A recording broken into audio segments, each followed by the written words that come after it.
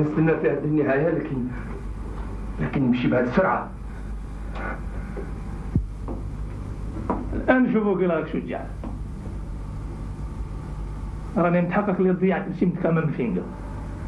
أنا ما عملت غير واجبي، والموت ما تخوفنيش. أيا أقطع الكلام، أتمشى معنا.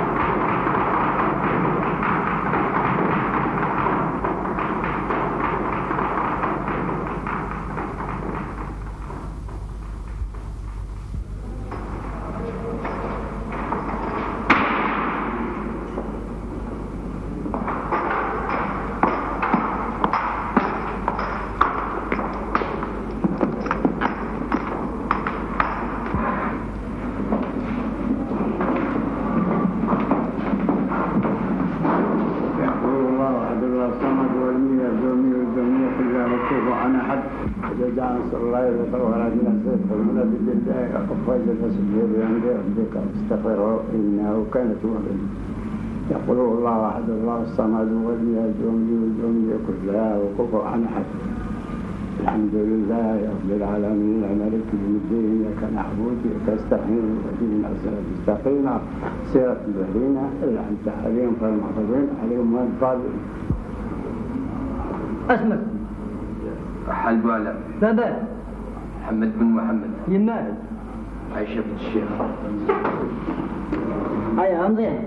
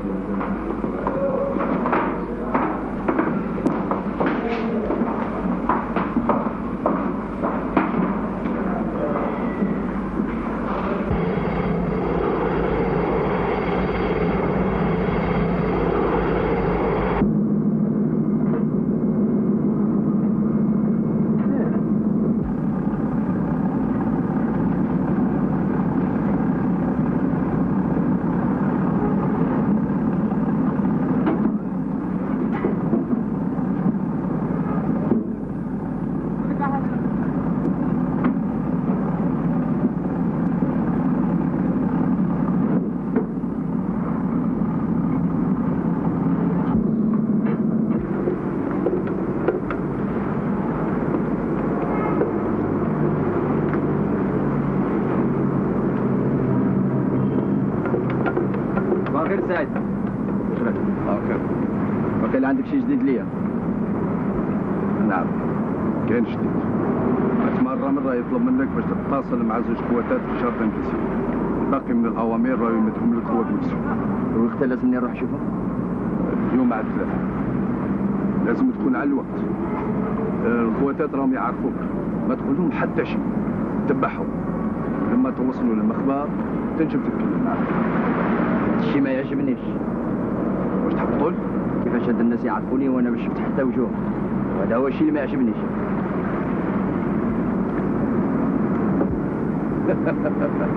يا اخي ابو علام يا اخي ما تخافش، ما كان حتى خطر في هذه القضيه. السبب تاع القواتات اللي ما تعرفهمش هو انهم جاونا من حومه واحده اخرى. صعبري ما ظنيتك باللي مشكاك لهذا الحد يا ابو علام. صح، اما لا لازمني نتبعهم بلا ما نتكلم معاهم. نعم عندك الحق، لازم نكونوا واعيين، ولا ربما تكون الشرطه تتبع فيهم الحذر مطلوب. صح، اما لا راني واجد. هيا الى اللقاء.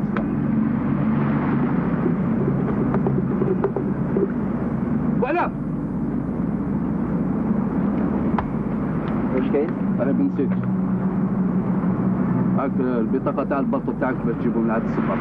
انا الشبرك اللي خممت فيه هذا من بعد راني نروح نجيبها من عنده. هيا الى ما. بسلام.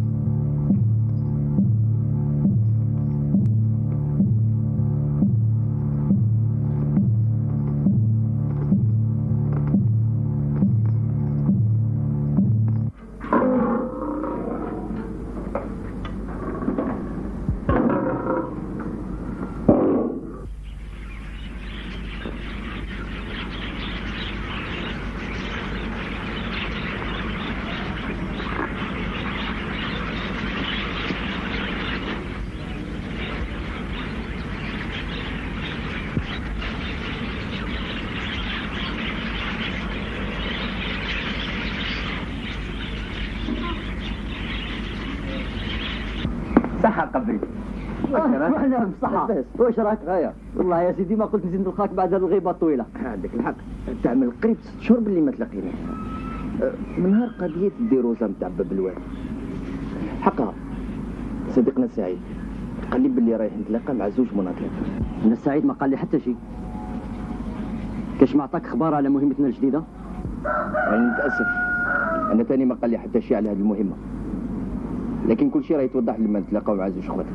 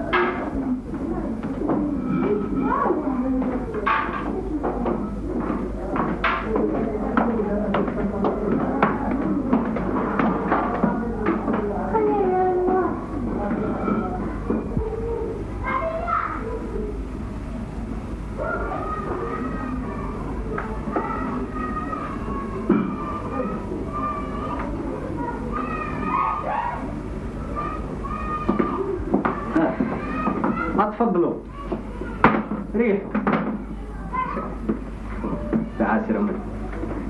اسمحوا للكيفية الغريبة اللي جمعتكم بها، لكن الاستحضار واجب. فين هي البنت اللي معك؟ راهي تتكلم مع باهية في البيت. اسمحوا لي نوجد لكم شوية قهوة. لا غير ما تشقيش روحك، لازم نتموا في أقرب وقت. عندك الحق، ما تعرفش حراني مزروب باش نعرف تفاصيل مهمتنا. هذه المهمة اتهمكم في 4. جانا أمر باش ننصبوا 2 قنبلات في أماكن معينة.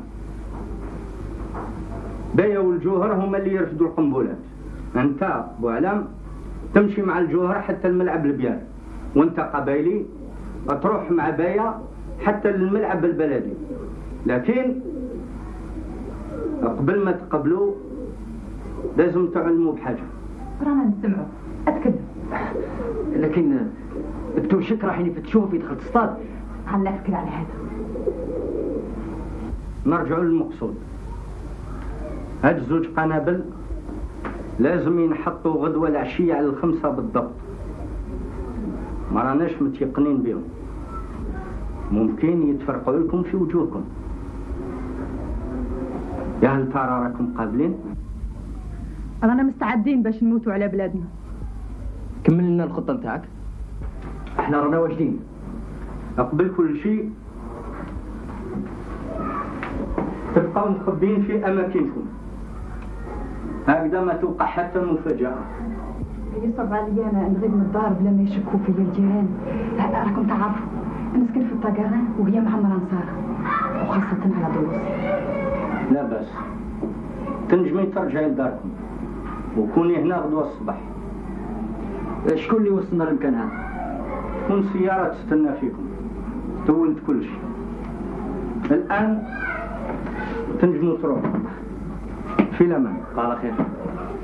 بالسلامة. هيا في الأمان، كن مهني. في أمان الله.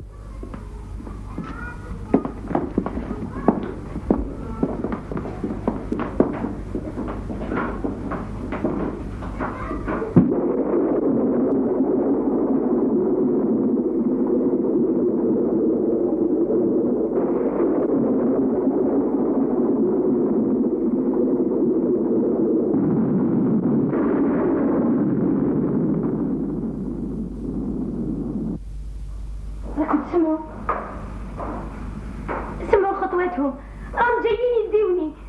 اجوا الجنادين، راني نستنى فيكم يا شرابين الدم. الموت ما تخوفنيش ابدا. هيا يا جميلة، أتهزني عزيزتي. هيا تريحي روحك، حبك بيه. نريح؟ كيفاش نقدر نريح بعد ما راهم يعذبوا في اخواني المناضلين؟ قدوة تكون دارتنا باش نموتوا. نعم، كلنا رايحين نموتوا. راني نشوف فيكم خايفين تموتوا. يلا قولوا الحقيقة. على بالك بلي ما نخافش. تعقلي جميلة. وانا مستشهد مع عتوتي سعيد، راضي حميدة، قبايلي كلهم ماتوا في صبحة من يوم الشتاء. تتفكروا الكلمة الأخيرة اللي قلبوا على من سعيد قبل ما يموت؟ معلوم جميلة، وعلى حسب ما نشفى قال له بوعلام ما لازمش تخاف من الموت، نقدك من طريق الشر باش نديك معايا الجنة. وبوعلام استشهد كبطل، الرأس مرفوع. وإحنا كذلك هنموت الآن وراسنا مرفوع.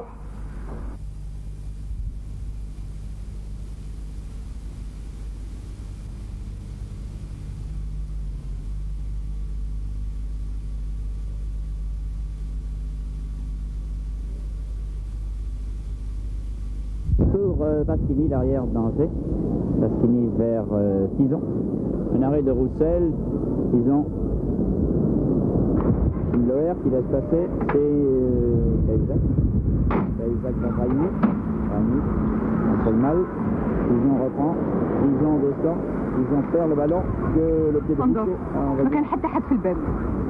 نقدروا نقولوا اللي عندنا ظهر. هيا يا ميرسي. Bourg-deux, Pasquini, et le ballon en touche à nouveau sur une action de Rêve. Touche légèrement dans le camp de jeu.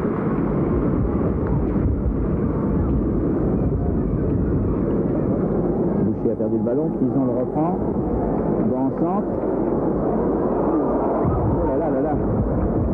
Roussel a été obligé de plonger, vous l'avez vu, car les rebonds du ballon sont absolument imprévisibles avec le vent qui suit. Il va jusque dans les pieds de l'oncle qui envoie Le Gall, et Le Gall, avant que le ballon ne sorte, a le temps de centrer, mais son centre derrière les filets de Roussel, derrière les filets de Toulouse. Toujours 0-0 et Domi. Dégagement de Roussel pour Toulouse.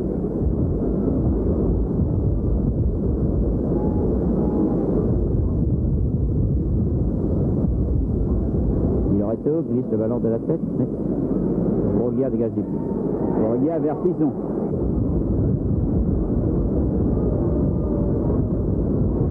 L'arbitre anglais a vu une charge de Pison un peu irrégulière sur Feymelding, coup franc tiré par Boucher. Vers de Rode.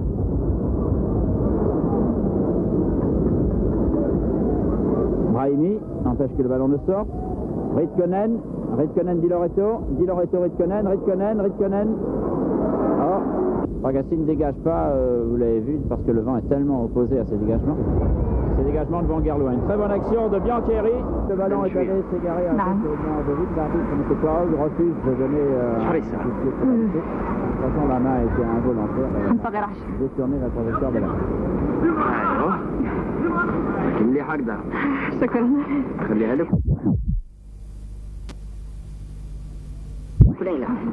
لا معلش. Fragassi, Kowalski. Fragassi ne dégage pas, vous l'avez vu, parce que le vent est tellement opposé à ces dégagements. Ces dégagements de Van Gerloin. Une très bonne action de Biancheri et sur le shoot de Biancheri, c'est plutôt une balle lancée avec son avancement. Un arrêt de Roussel et une mauvaise tête de Brahimi qui envoie le ballon en touche au lieu de le passer à 2 runs. Loer, l'oncle. Et une bonne action, encore un très bon centre de Schindler. Une bonne action, une bonne tête de Le Gall. Le ballon sort de justesse. C'est Roussel qui pose le ballon et qui dégage.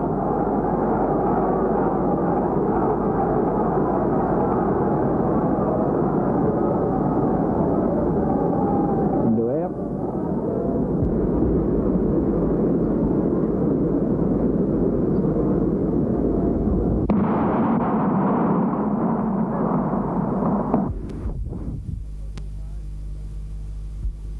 Quant à vous, Rahal et Kebaili, il vous est en outre reproché d'avoir, avec la complicité de Akrour Djouer et Hossein Baya, placé des bombes dans les stades d'Elbiar et municipal. Votre geste a causé la mort de 7 personnes. Accusé, avez-vous quelque chose à ajouter? Bon, la parole est à la défense. Monsieur le Président, messieurs les jurés, bien que nous vivions des moments difficiles, partagés entre la haine et l'amour, nous devons rester lucides et utiliser du discernement dans notre jugement. C'est pourquoi, messieurs les jurés, je vous supplie d'écouter la voix de votre conscience et de ne pas vous laisser emporter par l'élan d'une haine qui un jour pèserait lourd sur votre conscience. On accuse mes clients des pires excès sans pour autant apporter de véritables preuves de leur culpabilité. Mes clients, certes, reconnaissent appartenir au FLN. Mais ce n'est pas pour autant reconnaître avoir participé à l'attentat dont on les accuse. Monsieur l'avocat général, tout à l'heure, a apporté des preuves qu'il estime irréfutables. Mais ces preuves, en réalité, ne sont que de simples présomptions sur lesquelles on ne peut fonder aucune condamnation. Je proteste, Monsieur le Président. La défense tente par des arguments erronés de dévier le véritable sens de ce procès. Allons, messieurs, du calme. Messieurs les jurés, vous saurez que je ne me base pas sur de simples suppositions lorsque je vous affirme qu'en fait de preuves, il ne s'agit que des racontars d'un gamin illettré et de la présence d'un ticket de dégraissage. Voilà toutes les preuves. Il semble que vous oubliez un détail important. Ce simple ticket, comme vous dites, a servi de consigne à la veste où fut cachée la bombe. Quant au gamin illettré, ce n'est que le frère de l'un des accusés. D'ailleurs, ils ont tous avoué. Mais qui n'avouerait pas quand il est soumis à la torture? Je vous en prie, maître, modérez-vous. Je veux bien admettre que vos paroles dépassaient votre pensée. Mais de la mettre en cause l'honnêteté de nos fonctionnaires, c'en est trop. Il n'a jamais été dans mon intention de mettre en cause l'honnêteté d'un de nos fonctionnaires. Je laisse ce privilège à l'histoire qui nous jugera. Mais je ne puis négliger de parler de certains détails fâcheux qui risquent de conduire mes clients à l'échafaud. Je vous en prie, maître, laissez ce droit au juré. Point de sentiment, je vous prie, entre le fait de faire souffrir un bandit pris sur le fait, qui de toute façon mérite la mort, et le fait de mettre hors d'état de nuire une bande de terroristes dont le seul objectif est de massacrer d'innocentes victimes, il ne saurait y avoir d'hésitation. En effet, comme l'écrivait André Malraux, la torture est une chose qui s'organise. C'est une tentation à laquelle les pays totalitaires n'ont pas résisté, qui considèrent l'utilisation de certains procédés comme normale. Mais je vous rappelle, Monsieur le Président, que nos lois interdisent formellement ces procédés. Nous savons tous que les pouvoirs spéciaux, les lois d'exception, n'ont pas inventé la torture, mais ils ont été créés autant pour donner satisfaction aux tortionnaires que par le souci de lutter contre le terrorisme. Lorsque l'intégrité nationale est en danger, le devoir est clair. Il n'y a pas de pitié possible. Et tous ceux qui font du sentiment n'ont pas leur place parmi nous. Nous agirons avec beaucoup de rigueur. Le métal, on peut le tordre. Le fer, on peut le fondre. Alors, que peut-on faire de l'homme avec la douleur? Si mes clients sont là, dans le box des accusés, et qu'on les accuse aujourd'hui de tous les crimes, c'est parce qu'ils ont été torturés. Et c'est à la reconnaissance de cette vérité que je veux arriver. Je crois, si je ne m'abuse, que notre présence ici à tous est de juger les personnes reconnues coupables des actes dont vous-même avez pris connaissance, et non pas de faire le procès de la torture en Algérie. Mais enfin, d'après les dossiers que j'ai sous les yeux, les accusés ont reconnu leur appartenance au FLN, et sans aucune contrainte. Ils ont même passé des aveux spontanés. Alors je ne comprends pas pourquoi, maître. Oui, enfin, pourquoi vous parlez de torture? Il n'y a aucune mesure entre reconnaître appartenir au FLN et reconnaître avoir posé des bombes dans un stade. Vous procédez, Monsieur le Président, à une confusion inadmissible entre deux faits totalement différents. De litige, il n'en existe point. Seuls les faits comptent. Les accusés sont coupables, et pour cela, ils doivent être jugés avec toute la rigueur de la loi. Vous avez tout à l'heure parlé de leur enfance malheureuse, dans le but, bien entendu, d'émouvoir le jury. Cherchez-vous des circonstances atténuantes? Je proteste, Monsieur le Président. Monsieur l'avocat général essaye d'influencer les jurés par des suppositions personnelles. Je ne demande aucune faveur. Je demande seulement que les faits soient bien établis, qu'ils soient basés sur de véritables preuves et non pas sur de simples suppositions. Mais les suppositions viennent de vous. Ce sont les accusés eux-mêmes qui affirment avoir avoué sous la torture. Quelle parole peut-on croire, sinon la nôtre? Naguère, vous parliez d'égalité et de probité, alors que vous êtes en train de nous juger sans espoir de défense. Est-ce là toute l'équité de votre justice? Je vous prie de vous taire, vous n'avez pas la parole. Je vous suis gré de m'avoir fait rappeler cette vérité. En effet, c'est pour cette réalité que nous sommes là. Et pour laquelle vous paierez cher. Constatez, messieurs les jurés, l'arrogance de ces gens, alors que nous les jugeons avec toute la droiture de la loi. Ils nous accusent des pires excès. De là à ce qu'ils nous accusent de les avoir torturés à notre tour, il n'y a qu'un pas. Mes clients n'ont fait que s'exprimer comme nos lois leur reconnaissent le droit.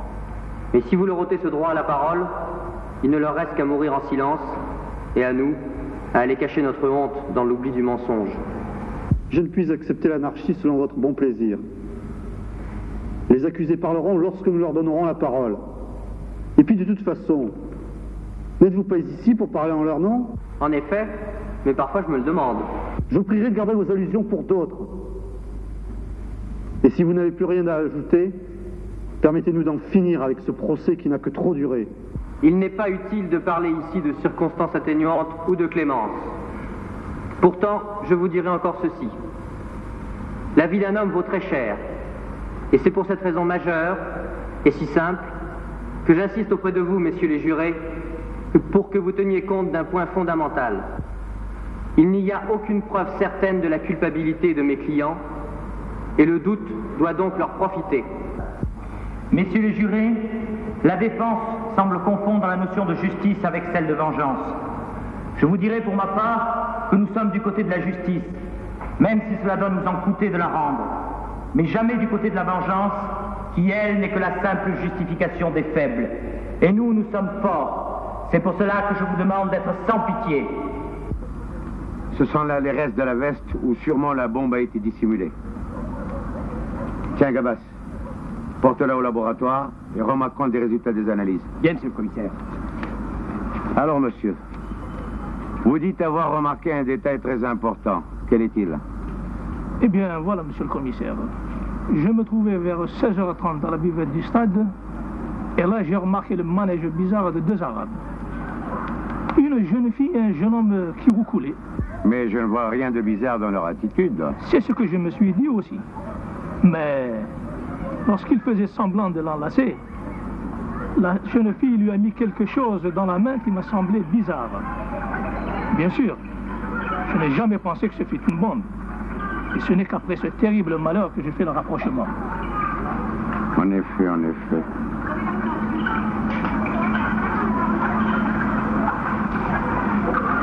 Pouvez-vous me donner leur signalement? Eh bien, la jeune fille était grande, élancée, le type espagnol, quoi. Elle portait un chemisier rouge, Blanc ou rouge, décidez-vous. J'y suis, monsieur le commissaire. Il était blanc et des bottes noires. Je me rappelle ces détails parce que je vous avoue que... Excusez-moi, monsieur le commissaire. Le garçon, quelconque, jeune et mince du visage, les pommettes saillantes. Il portait une veste qui ressemble à celle que vous avez ramassée sur les gradins. Amenez les suspects.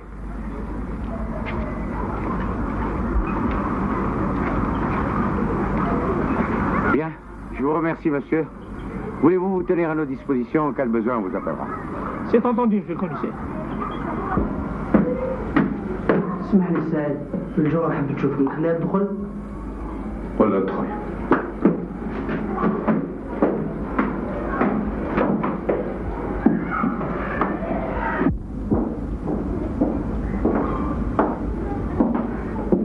جيت حالا لما ناديك واش كاين؟ حوادث خطيرة هتفت له البارح في الليل. قريت الجرايد هاد الصبحة؟ لا مازال.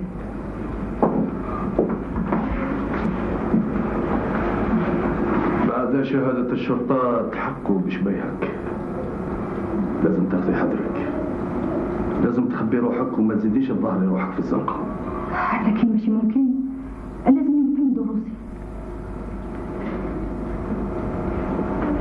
خبي روحك أيام ومن بعد نشوفه. وبايا وين راهي؟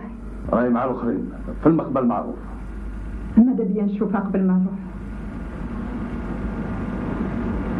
تنجمي تشوفيها ولكن نطلب منك لما تشوفيها تروحي للدار وما تزيديش تخرجي حتى نتصلوا بك. نشكرك. تهلاي في روحك. إلى اللقاء.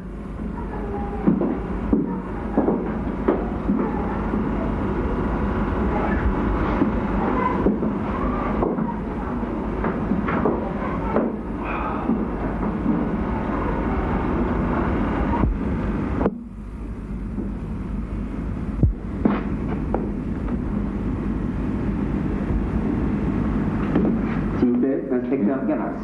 Bonjour, chef. Bonjour. Bien, c'est pour une analyse d'écriture. C'est ça, oui.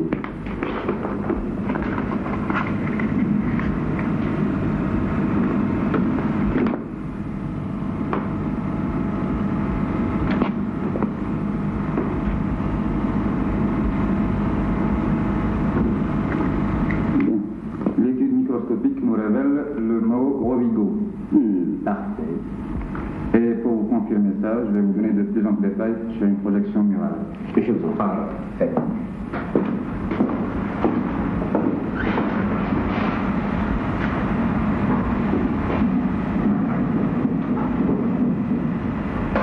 Maintenant, je vais vous indiquer les caractéristiques. Je t'en dis. Ici, nous avons des caractères comportant des particularités propres à la graphie. Donc, par exemple, le début de la lettre, son évolution et sa terminaison.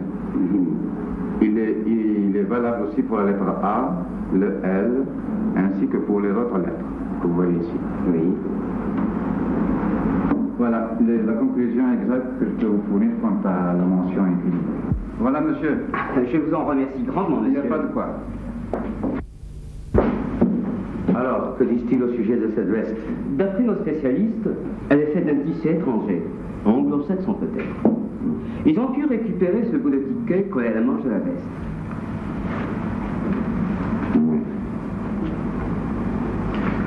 Ceci est très certainement le reste d'un ticket de consigne, d'un teinturier ou d'un magasin de dégraissage. J'ai remarqué un chiffre de 18 et on voit bien en clair 3 lettres. R-H-A. Le reste a été brûlé pendant l'explosion. Cependant, il y a l'inscription de Rovigo 18 950.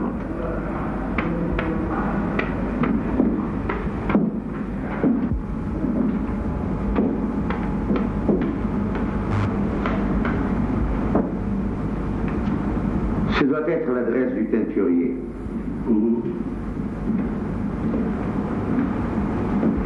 Rovigo. Rovigo est un village non loin d'Alger. Mais je ne pense pas qu'il puisse y avoir une quelconque relation avec notre bonhomme. D'autant que la rue Rovigo existe à Alger. Mais, monsieur le commissaire, et le chiffre 18 950? C'est très certainement le numéro d'identification du teinturier. N'est-ce pas ainsi qu'agit ton dégraisseur lorsque tu lui remets des vêtements nettoyés? Mais bien sûr. Comment n'ai-je pas pensé plus tôt, monsieur le commissaire? Il faut agir avec précaution. D'abord, enquêter auprès de tous les teinturiers qui se trouvent dans le secteur de la rue Rovigo. D'ailleurs, je ne pense pas qu'il en existe plusieurs. Devrais-je me faire accompagner par des agents, monsieur le commissaire? Surtout pas. 2 policiers en civil sont suffisants. Il vous faut agir avec prudence. Nous sommes confrontés à des personnes très dangereuses. Partons maintenant. N'oublie pas la veste. Bien, monsieur le commissaire.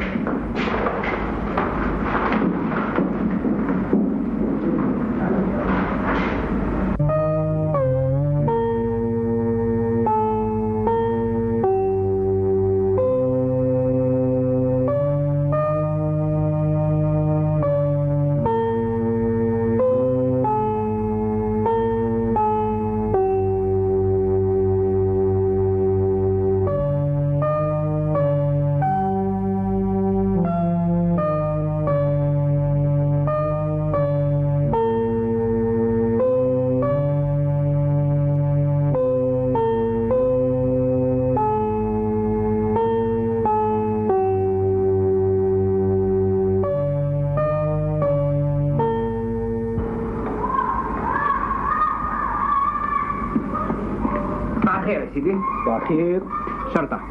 شرطة؟ لماذا؟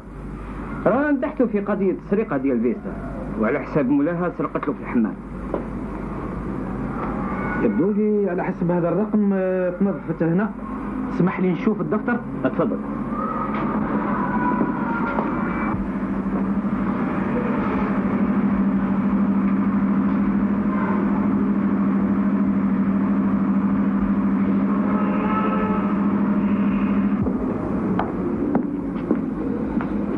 بالطبع الفيستا راهي تنظفت عندي وراهي موجودة هنا. اتفضل شوف.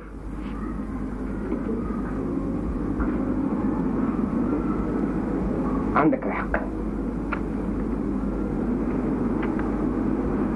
شوف أنا نحب النظام كثير. تسجيل الأسامي والعنوان متاع المشترية راهي حاجة للغاية.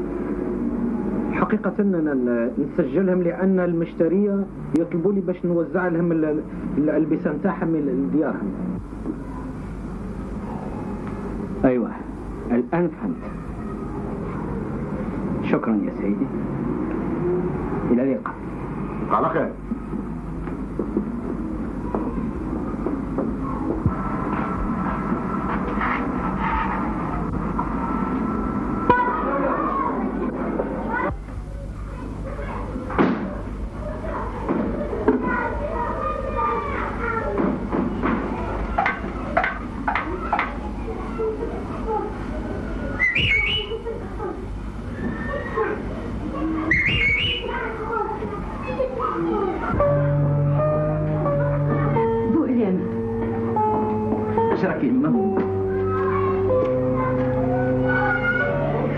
وليدي خليني نشوفك. يظهر لي اللي راك شينت كثير. انت تاني تعذبتي بزاف يما، وراني عارف اللي راكي تخمي عليا. سمحي لي يما. لا يا ابو علام، نمنعك باش تهدر هكذا. حزني حتى حتى شي قدام العذاب نتاع خواتاتي الجزائريات. في الحقيقة انت اللي تسمح لي، اللي ما رانيش نرافقك في الكفاح ونحضر لك الاكل ونغطيك ونمسح لك دموعك. لكن يا يما ما بقاتش في عمري 16 سنة.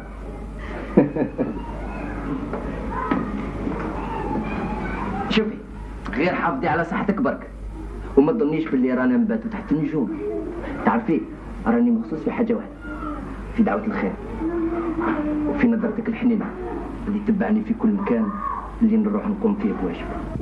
يا ربي معاك يا وليدي، اعلم باللي ما راكش وحدك وكل من كافح القضية النبيلة ربي ما يخليهش، ربي دايما معاه.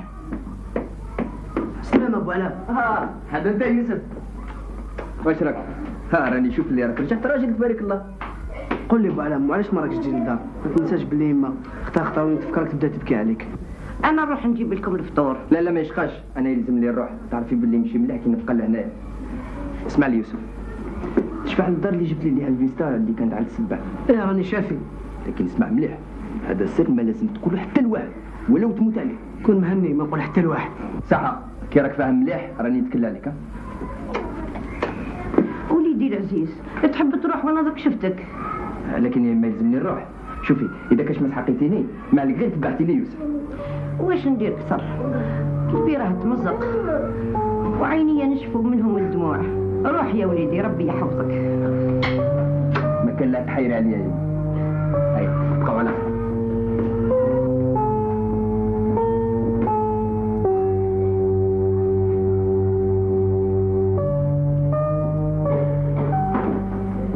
La cour.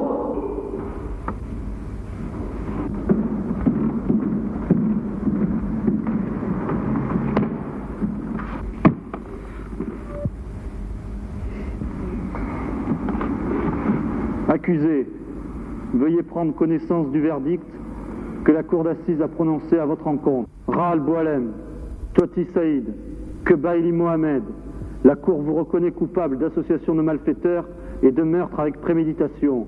En conséquence, la cour vous condamne à la peine de mort. Garde, veuillez emmener les condamnés.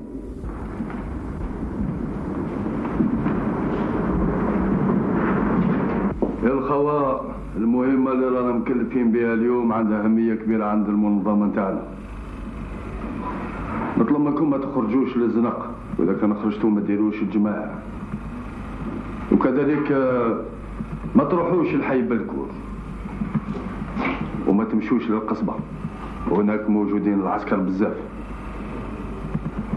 الأحسن لكم تقعدوا في المقبة تاعكم، وإذا كان تحتم عليكم الحال باش تخرجوا روحوا للمدينة. يعني يحب يقول معنا الحق غير باش ناكلوا ونرقدوا. نعم. نولوا للمهمة نتاعنا.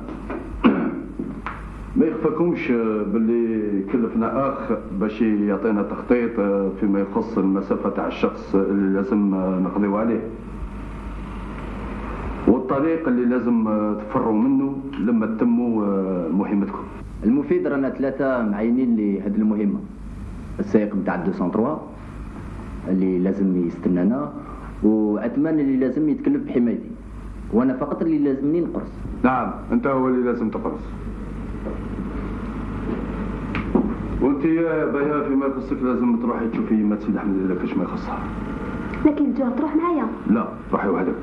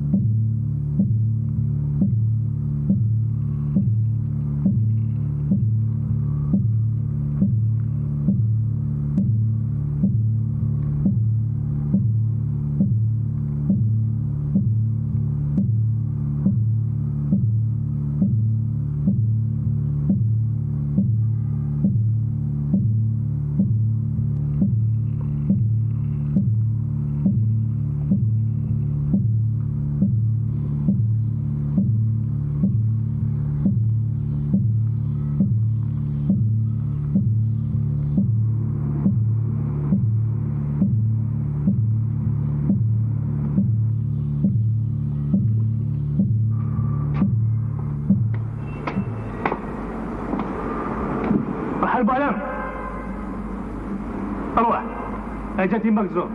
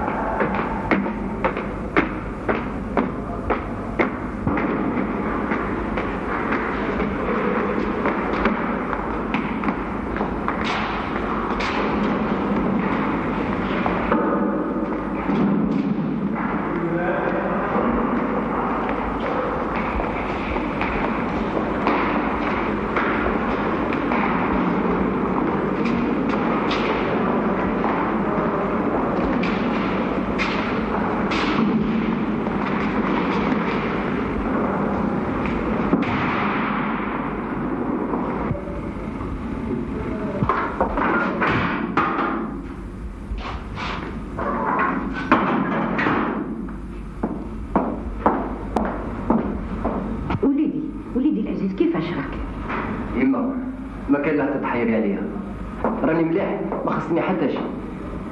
وانت يوسف واش راك؟ لا باس بخير، خمم على روحك.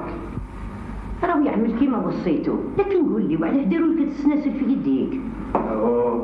هاد السناسل ما عندي حاجه فيهم، ما كان لا تخافي وزيد بزياده ما رانيش في السجن على جلسه رقم تاع شكاره بطاطا. بالنسبه لي هاد السناسل ما عندهم حتى مهم. ما نقدرش نمنع روحي من الخوف، غير نشوف هاد السناسل اللي تشوك لحمي. يما طلب منك السماح، راني عارف اللي راكي تعذبي بزاف على جالي، اسمحي لي. شيء طبيعي يا ابني، لازم نتعذبوا على بلادنا. قولي لي، ما كاش ناس اللي جاو يحوسوا عليا من اللي راني لهنايا؟ ما نقدر نقول لك حتى شيء، راهم قابلنا. ما كان لا تخافي، تقدري تتكلمي.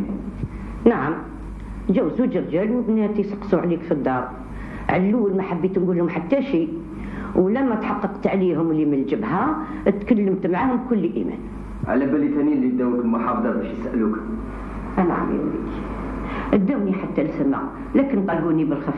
تعرف هضروا لي بزاف على صبابة الكحوله اللي كنت لابسه ذاك النهار.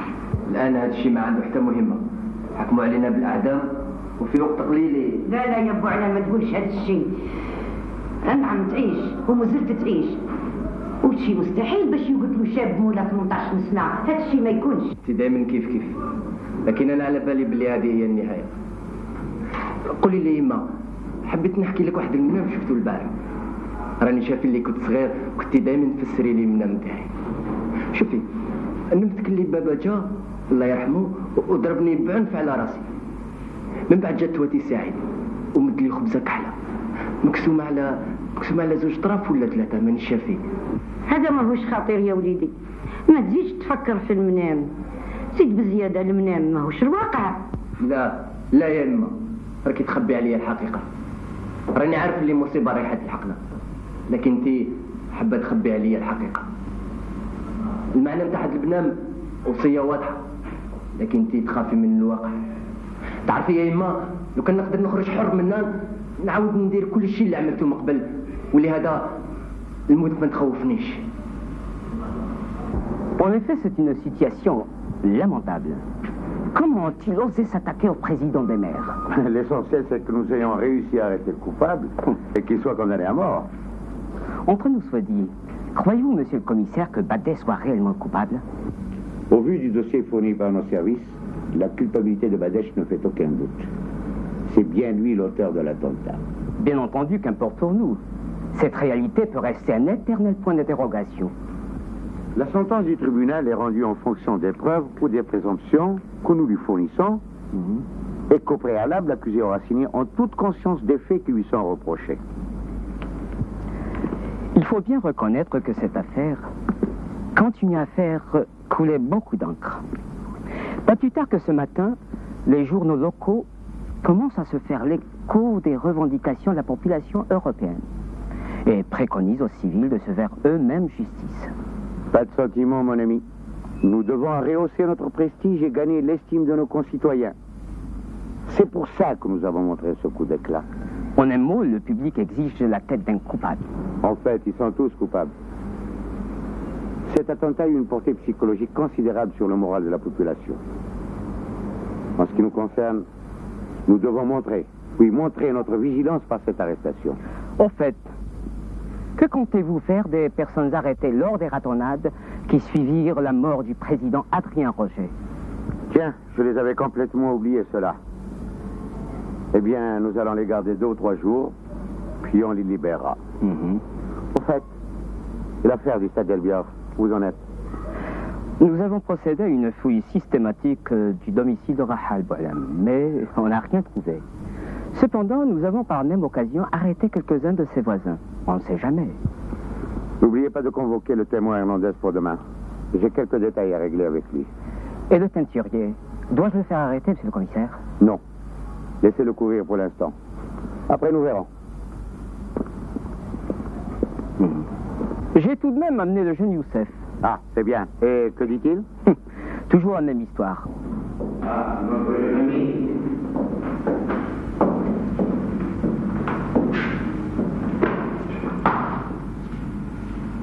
ايوه يا يوسف برك لازم تقول لي الصح ولا راني زعف عليك. وانا واش عملت؟ ما درت والو، جبتوني غير في الباطل برك. اوه عملي له موت.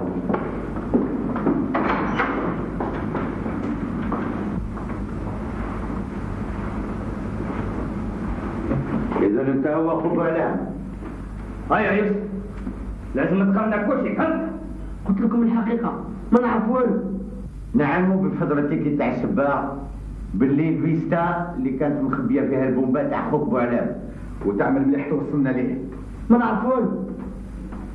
على حساب السباع انت اللي رحت جبتها هذه مده اسبوع بحيث لان اخوك عنده 6 شهور ما ظهرش وما دخلش للدار انت اللي ديتها له المخبى واللي احنا اذا وصلنا اتكلم ولا لا؟ قلنا وين خوك بعلام وين مخبي؟ اتكلم قول ولا نلقتو يما رانا نعذبوها. يما ما تعرفوا له، ما تعذبوش يما ما تعرفوا له. ما تحبش نعذبو يما. يما لا يما ما تعرفوا له يما لا قول لنا الحقيقة. قول لنا الحقيقة. يماك عجوزة ونظن بلي تحبها. ما تعرفوا له يما، ما تعذبوش يما علاش درتكم يما؟ ايوه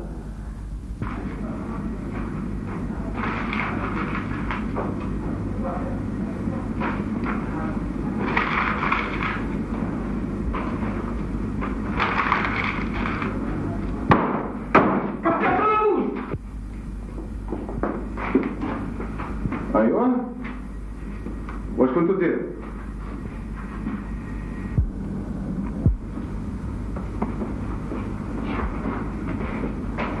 شكون هو رحل بوعلام فيكم؟ انا هو. مش حبيتوا لعندي؟ ايوه نوضعوا البومبات في الملعب كي اللي نغرسوا في البطاطا. ها اسمع الناس اللي كانوا معك خاف. مش فاهم على ماش راكم تكلموا. عملية الملعب الجا ما تذكركش في حاجة؟ لكن ما تخافش عندنا وسائل اللي تفكرك في كل شيء. هاي عود.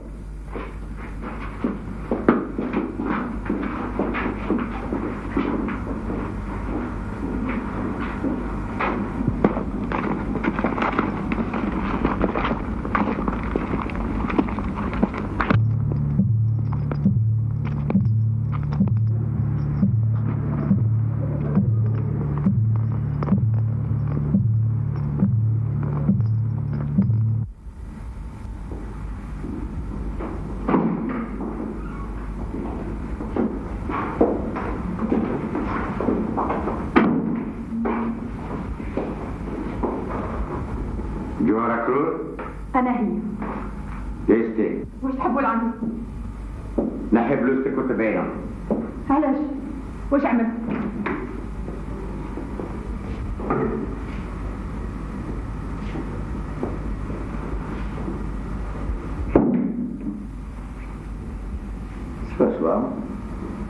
لابسه اللباس اللي قالوا لنا عليه.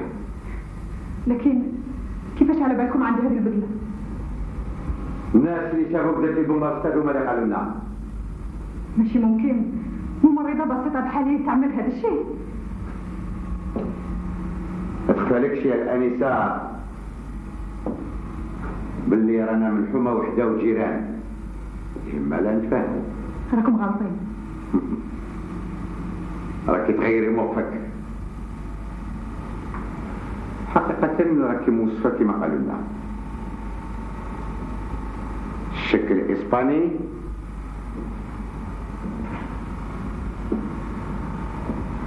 ملامح جميلة،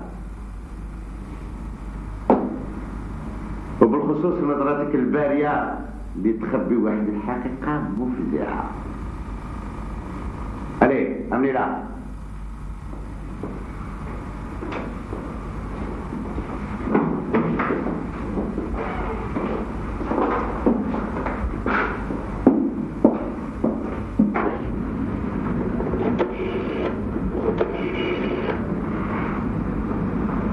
Allô, Gabas? Tu m'amèneras le colis tout à l'heure. Oui, je suis dans le bureau central.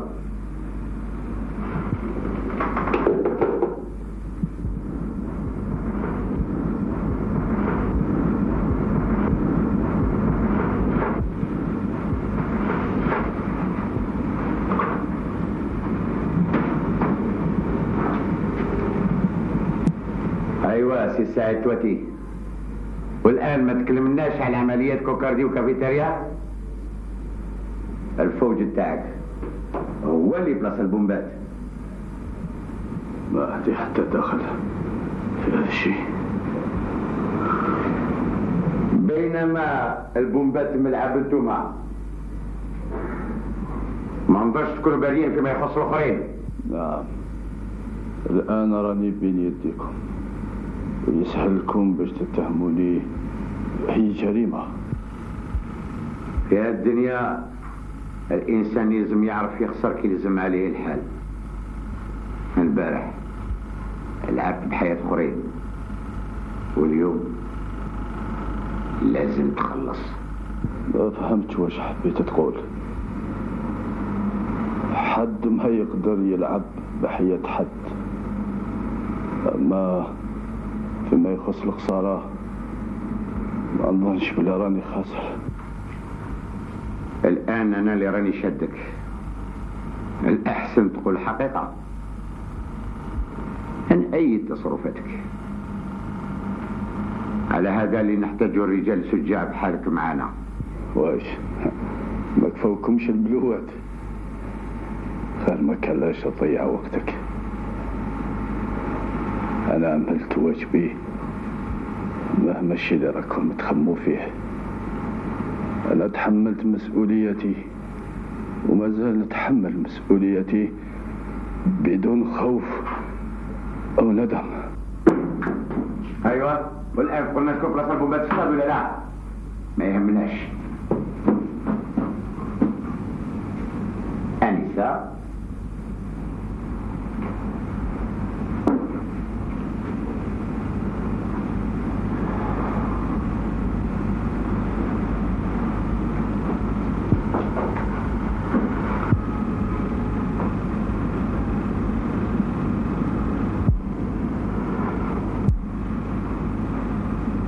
نقول لك ونعاود لك، شكون بلاصة البومبات في السطاد؟ أنا بالي باللي مراه ما نعرفهاش وما نعرفش اسمها. لكن هاد الصبح قلت لنا بلي اسمها الجوهر، ولا ما عندكش تذكار؟ لا، عمري ما قلت لكم هذا الشيء، وعمري ما عرفت أنا يا مراه بهذا الاسم، وزد بزيادة ما عندي حتى اتصال عندها. Celle qu'on attendait. Prépare-toi.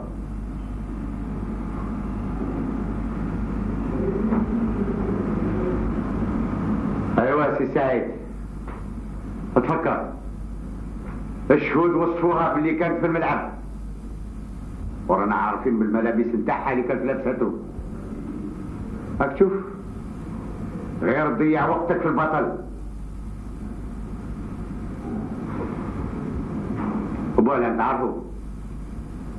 لا أعرفه. حمتي من فوج واحد.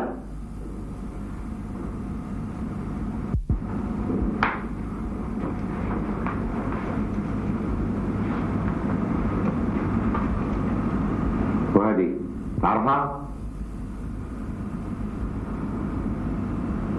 لا أنا أفحش. علشان كنت تعذبوا فيا هكذا. ياك عرفتوني شكون أنا هو؟ اقتلوني وخلاص.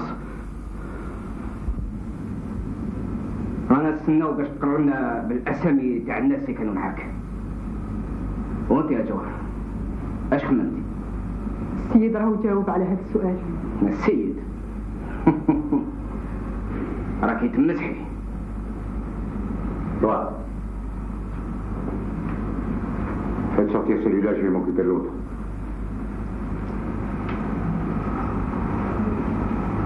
Je pense qu'il sera plus bavard.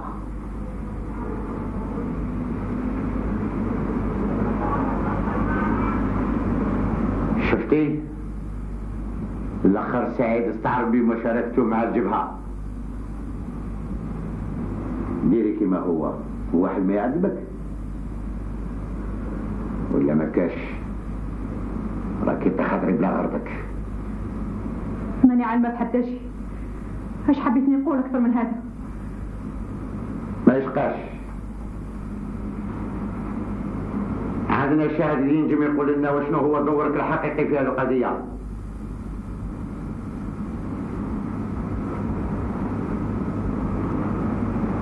وانت يا الآنسة بايا أنا نستناو تقولي لنا على قبايلي. قبايلي؟ ما نعرفوش. Je ne sais comment qualifier votre geste. Lorsque je vous vois aussi jeune, je me dis que vous êtes une bande de fous. Et j'espère vous faire payer chèrement cette folie. Pouvez-vous, monsieur Hernandez, raconter à monsieur le juge ce que vous savez du coupable? Eh bien, comme je l'ai déjà dit, monsieur le juge, j'ai remarqué ce jeune homme quitter le stade juste avant l'explosion. Êtes-vous sûr de son identité? Absolument certain, monsieur le juge. Cependant, il me semble qu'il avait les cheveux un peu plus longs. C'est tout. Dans toute cette affaire, c'est le cas de Rahal Boalem qui me touche le plus. Tu sais pourquoi, Rahal? Comment? Un jeune homme comme toi s'est laissé entraîner par Toiti et Radi. C'est malheureux quand même. Je ne regrette rien. Et même si c'était à refaire, je n'hésiterai pas une seconde pour vous combattre. Tu n'as pas honte de placer des bombes dans un stade? تحب تمزح يا سيدي الحاكم؟ معلم وضعنا قنابل وعلى هذا قلبتوا العالم؟ والجنود نتاعكم اللي راهم يقتلوا ويخربوا في الدشور كيفاش راح تسمي تصرفاتهم؟ Taisez-vous. Dis-moi, Boalem, Que représentent pour vous ces jeunes filles? Alliez-vous vous marier ou bien c'était simplement des amis? Elles sont des sœurs pour nous. Des sœurs de combat. Et toi, Toiti, qu'est-ce qu'elles représentent pour vous? Beaucoup. Mais cela, vous ne pouvez le comprendre en tant que juge d'instruction, dont le rôle est de condamner sans pitié. Je sais reconnaître la valeur d'un homme. Croyez-moi.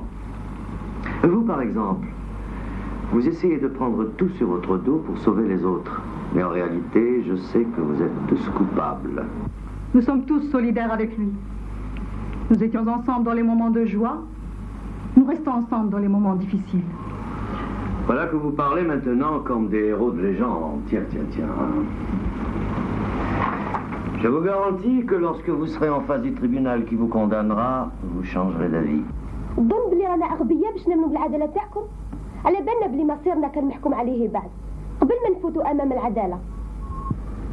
Les magistrats ne seront là que pour leurrer l'opinion générale, alors que tout sera réglé ici même par vos propres soins.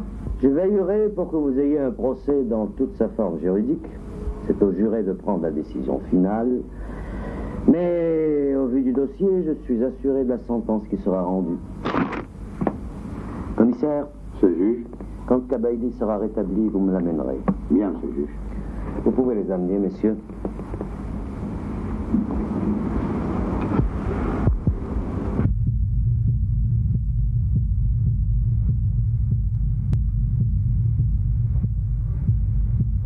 الوحيدة كانت أنني نزيد نتمشى في الحومة نتاعي في يوم الاستقلال.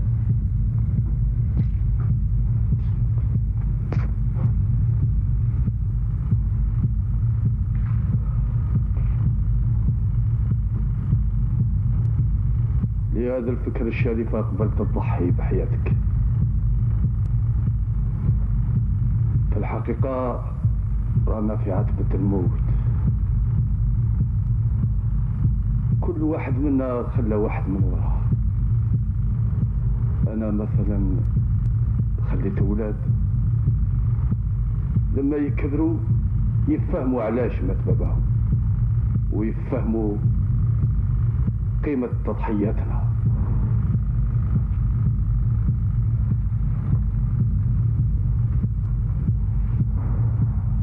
العجوز يما مدة وهي مريضة وما قدرش تتحمل الحزن. ماتت هذا أسبوع. أنا مبقى حتى حد يبكي عليا. عندما نخليه واحد ورانا نبقاو دايما حيين. لكن أنا راني وحدي. نعم راني وحدي. ما راكش وحدك يا قبيلي. اسمك يبقى خالد في تاريخ الشعب. خمم على الرجال اللي وراونا طريق المجد مثل الامير عبد القادر، لالا خديجه، بالحداد، المقراني. يا ترى هذوك راهم وحدهم؟ لا، التاريخ راونا باش يفكرهم للرجال. عندك الحق، واسمحوا لي على اللي كنت اناني. كل شخص عنده وقت يدعف فيه، حتى واحد ما مكمول، لكن فقط يحوس الإنسان يكون في مستوى مسؤوليته. نعرفوا ناخذوا مسؤوليتنا الوقت اللازم. أول مرة اللي طلبت منكم باش تجاهدوا في سبيل الحرية جاوبتوني نعم. لازم اليوم تديروا فيها ثقة، كما لازم تامنوا باللي الجزائر تكون حرة ومستقلة. معلوم، وثقتنا فيك كانت دايما موجودة. كي يجيو يدوني الفينقا ما نخليش القارديان عطنا يحكمني من يديا. ما لازمش يظن اللي راني خايف من الموت. يجيو يديونا مع الفجر.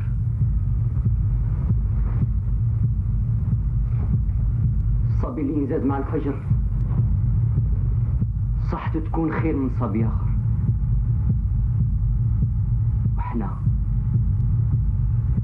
اللي يجيو يديونا مع الفجر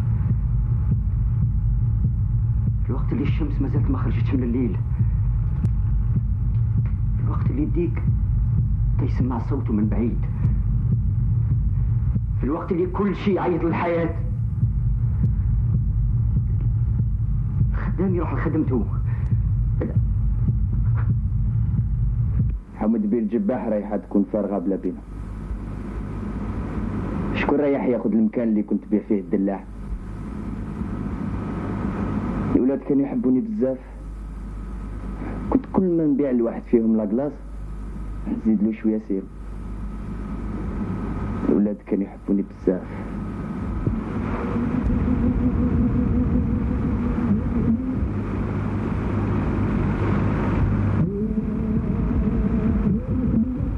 راكم تسمعوا؟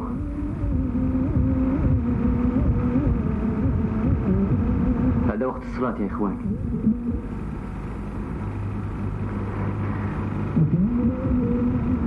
وجدوا أرواحكم.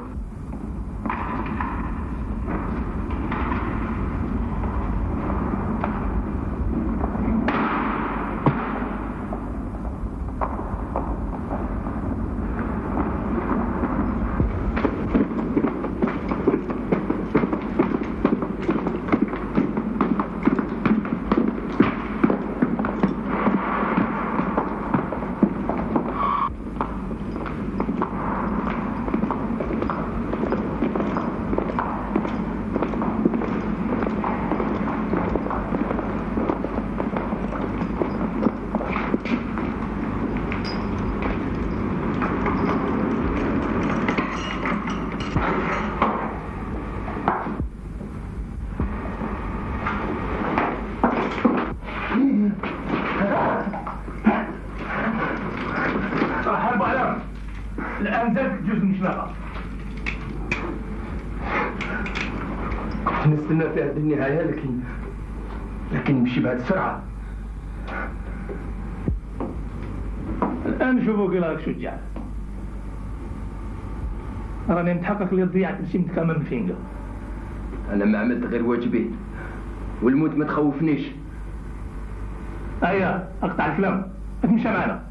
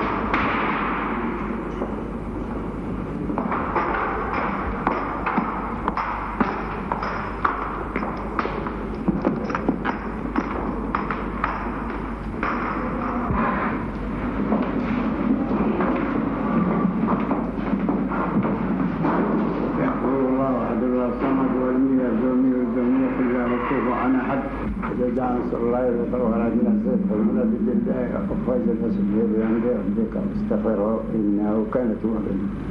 يقول الله أحد الله الصمد ولم يلد ولم يكن له كفوا أحد. الحمد لله رب العالمين مالك يوم الدين إياك نعبد وإياك نستعين واهدنا الصراط المستقيم صراط الذين أنعمت عليهم غير المغضوب عليهم ولا الضالين. اسمك رحال بوعلم. بابا محمد بن محمد. يمال عايشة بنت الشيخ. هيا امضي.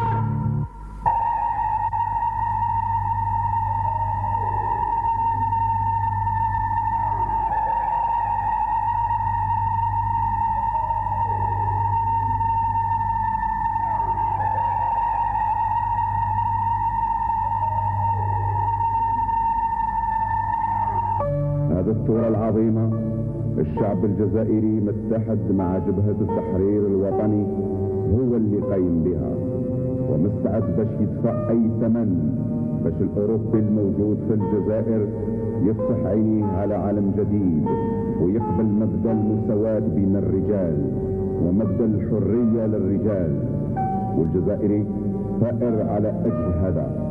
يضحي بالحياة باش يمد للإنسان قيمته ويمد قيمة لنفسه.